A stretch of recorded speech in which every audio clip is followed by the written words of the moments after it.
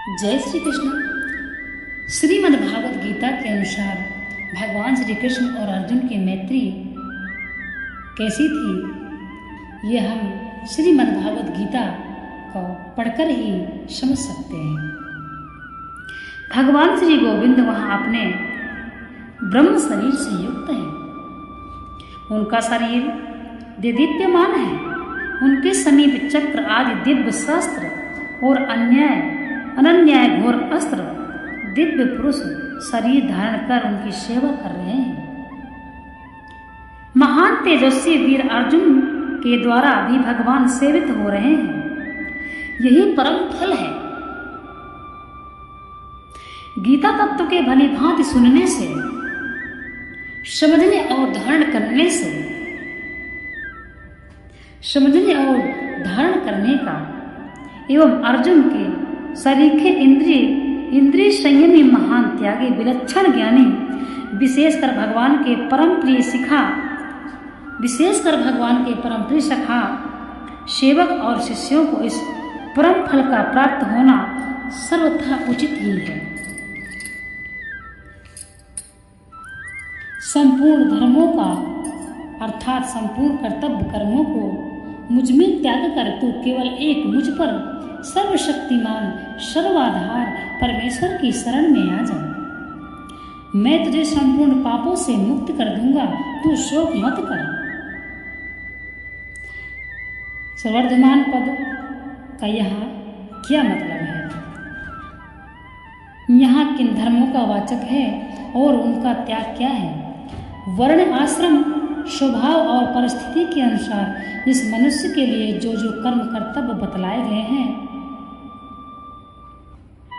जिनका वर्णन किया गया है, उन शास्त्र विहित समस्त कर्मों का वाचक सर्ववर्धमान पद है। उन समस्त कर्मों का जो उन दोनों श्लोकों के व्याख्या में बतलाए हुए प्रकार से भगवान में समर्पण कर देना है, वही उनका त्याग है। क्योंकि भगवान इस अध्याय में त्याग का स्वरूप बतलाते समय 7वें श्लोक में स्पष्ट कह चुके हैं कि नियत कर्मों का स्वरूप से त्याग करना न्याय संगत नहीं है। इसलिए उनका जो मोहपूर्वक त्याग है वह तामस त्याग है। अतः यहाँ परित्यज्य पद से समस्त कर्मों का स्वरूप से त्याग मानना नहीं बन सकता। इसके सिवा अर्जुन को भगवान ने छात्र धर्म रूप युद्ध का परित्याग न करने के लिए एवं समस्त कर्मों को भगवान के अर्पण करके युद्ध करने के लिए जगह जगह आज्ञा दी है। और समस्त गीता को भली बात सुन लेने के बाद इस अध्याय के 73वें श्लोक में स्वयं अर्जुन ने भगवान को यह सुकृति देकर करिष्ये वचनम तव, मैं आपकी आज्ञा का पालन करूंगा। फिर स्वधर्म रूप युद्ध ही क्या, मैं इसलिए यहाँ समस्त कर्मों को भगवान में समर्पण कर देता हूँ। अर्थात सब कुछ भगवान का समझकर मन, इंद्रिय और शरीर में तथा उनके द्वारा किए जाने वाले कर्मों में और उनके फल स्वरूप समस्त भोगों में ममता, आसक्ति, अभिमान और कामना का सर्वथा त्याग कर देना और केवल भगवान के लिए भगवान की आज्ञा और प्रेरणा के अनुसार जैसे ही करवाएं वैसे कठपुतली की भांति उनको करते रहना, यही यहाँ समस्त धर्मों का परित्याग करना है, उनका स्वरूप से त्याग करना नहीं। इस प्रकार समस्त धर्मों का परित्याग करके उसके बाद केवल एकमात्र परमेश्वर की शरण में चले जाना है, क्या है? इसी अध्याय के 97वें श्लोक में कहे हुए प्रकार से भगवान को ही अपना परम प्राप्य, परम गति, परमाधार, परम प्रिय, परम हितैषी, परम सुहृद, परम आत्मीय तथा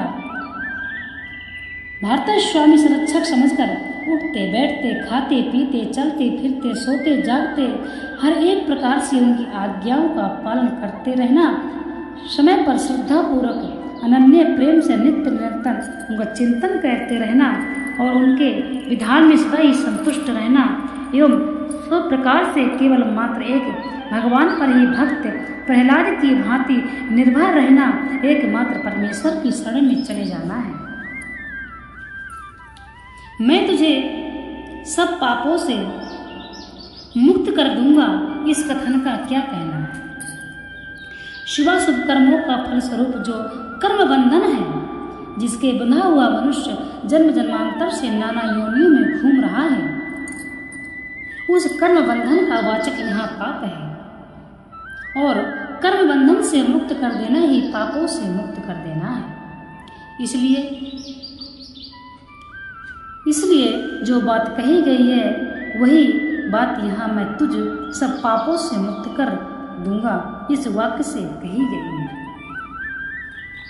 अर्थात तू शोक मत कर, इस कथन का क्या भाव है? इस कथन से भगवान ने अर्जुन को आश्वासन देते हुए गीता के उपदेश का उपसंहार किया है तथा दूसरे अध्याय के 11वें श्लोक में अशोच्यान पद से जिस उपदेश का उपक्रम किया था उसका मां शुचि पद से उपसंहार करके यह दिखलाया है कि दूसरे अध्याय के 7वें श्लोक में तुम मेरी शरणागति स्वीकार कर ही चुके हो। अब पूर्ण रूप से शरणागत होकर तुम कुछ भी चिंता ना करो और सुख का सर्वथा त्याग करके सदा सर्वदा तुझ मुझ परमेश्वर पर निर्भर ही रहो। यह सुख का सर्वथा अभाव और भगवत साक्षात्कार ही गीता का मुख्य तात्पर्य है। इस प्रकार भगवान गीता के उपदेश का उपसंहार करके अब उस उपदेश के अध्यापन और अध्ययन आदि महात्म्य बतलाने के लिए पहले अनाधिकारी के लक्षण बतलाकर उसे गीता का उपदेश सुनाने का निषेध करते हैं। भगवान श्री कृष्ण अर्जुन को बहुत ही प्रेम से समझाते हैं, तुझे यह गीता रूप रहस्यमय उपदेश किसी भी काल में ना तो तप रहित मनुष्य से कहना चाहिए, ना भक्ति रहित से और ना बिना सुनने की इच्छा वाले से ही कहना चाहिए, तथा जो मुझ में दोष दृष्टि रखता है उससे तो कभी भी नहीं कहना चाहिए। भगवान श्री कृष्ण भी स्वयं कहते हैं ये बात। जो नास्तिक है, जो धर्म को नहीं मानता है, जो गुरु का सम्मान नहीं करता है, जो माता पिता का विरोधी है, गुरु का विरोधी है, जो धर्म का विरोधी है, जो भक्ति का विरोधी है, जो भक्ति का विरोधी है, उससे गीता कभी नहीं कहना चाहिए।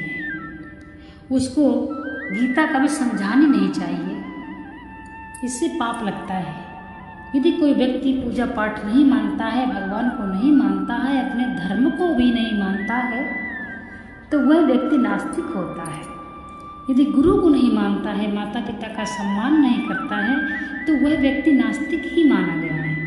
तो ऐसे व्यक्तियों को गीता पढ़ने का कोई अधिकार ही नहीं है, और न सुनने का अधिकार है, और न ही उनको सुनाया जाए। यह भगवान श्री कृष्ण स्वयं अर्जुन से कहते हैं। इस बात पर विशेष ध्यान देना चाहिए। गीता भगवान श्री कृष्ण का निवास स्थान है। गीता भगवान श्री कृष्ण की साक्षात अमृतमयी वाणी है।